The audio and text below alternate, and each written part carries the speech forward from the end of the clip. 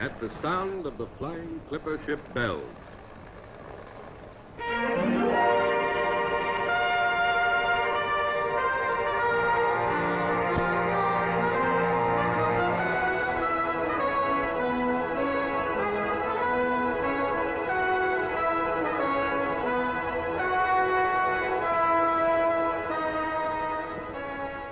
A new shape has made its appearance at Pan American's international gateways. In New York and London, Brussels and Frankfurt, the Orient and Honolulu, Los Angeles and San Francisco, the new double-deck Clipper has gone into service. There's no doubt about this plane. She's the world's finest commercial airliner. $1.5 million package wrapped in aluminum. One of a great fleet that is now flying for Pan American Airways. Moving across the field, she seems to be proud of her size and power. 110 feet 4 inches from stem to stern, she's built to cruise at more than 300 miles an hour with a range of 4,200 miles. Her broad wings, 141 feet 3 inches from tip to tip, will lift her higher than any other liner, almost 5 miles above the earth, into the stratosphere.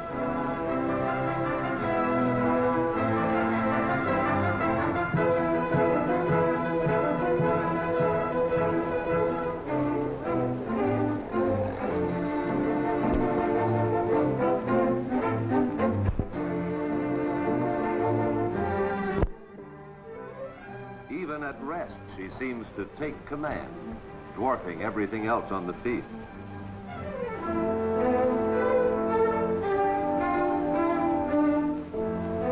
Loading her up for a flight, 10,000 pounds of luggage and cargo can be stacked in 2 lower deck compartments, while food for more than 70 people is taken on through a special hatch in the galley.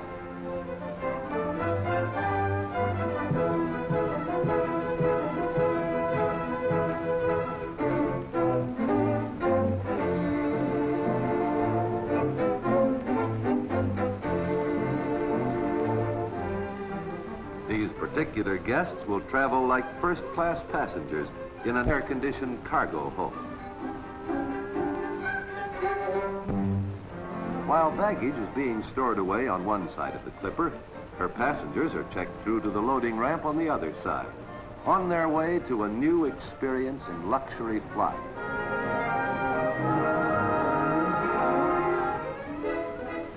Before she has even hit the ground, you begin to notice the difference. The twin-deck spaciousness designed for more than just elbow room. Even now, you sense the sturdiness and solid dependability that will carry you into the air.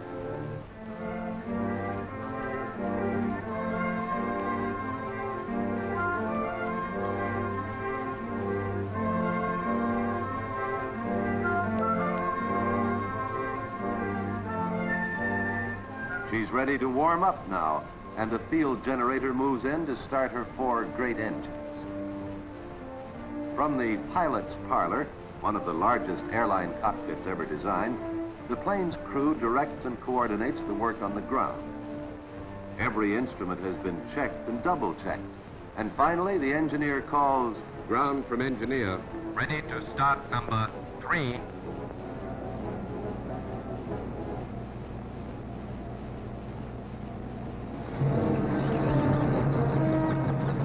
Ready to start number 4. Number 2. Number 1.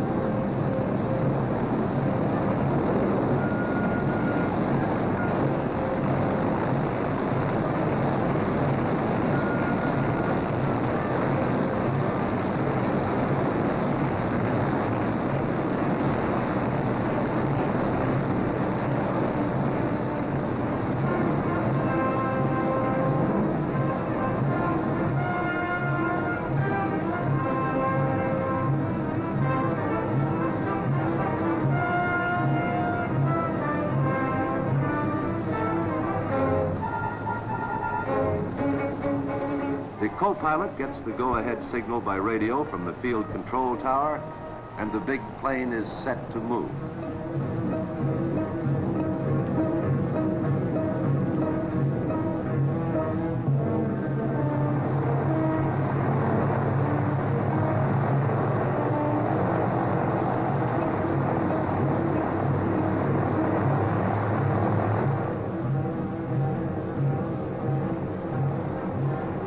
On the runway, she turns her huge body into the wind and begins to stretch her muscles. The Clipper is on her own now. Clipper to tower. Flight 100, ready to take off. The flight tower gives her the final okay, and she starts to build up the power in her wings.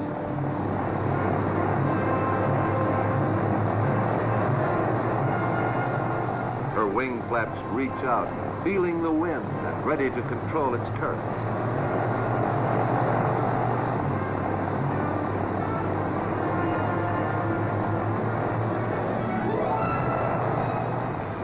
Finally, the men at the controls are ready to take her off, and 142,000 pounds starts down the runway.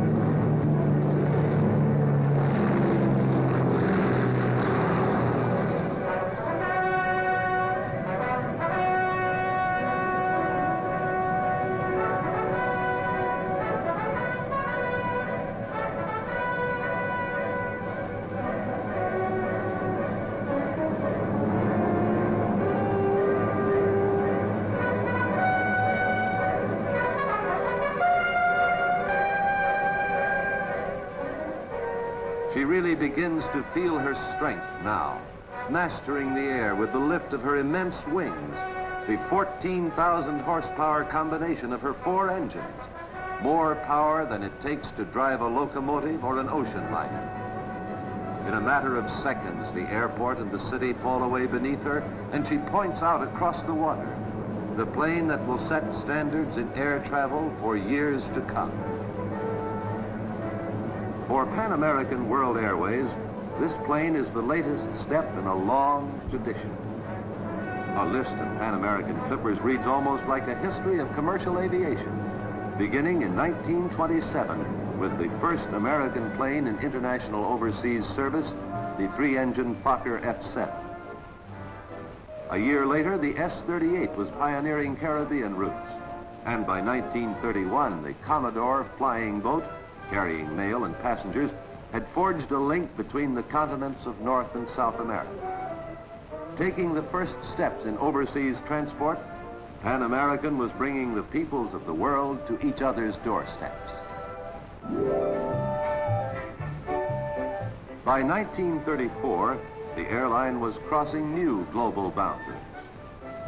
The S-42, first known as the Brazilian Clipper, surveyed the routes across the Pacific Ocean that Pan American was soon to fly. Before long, this plane would also lead the way across the Atlantic, bringing us one step closer to the dream of large-scale, inexpensive international transportation.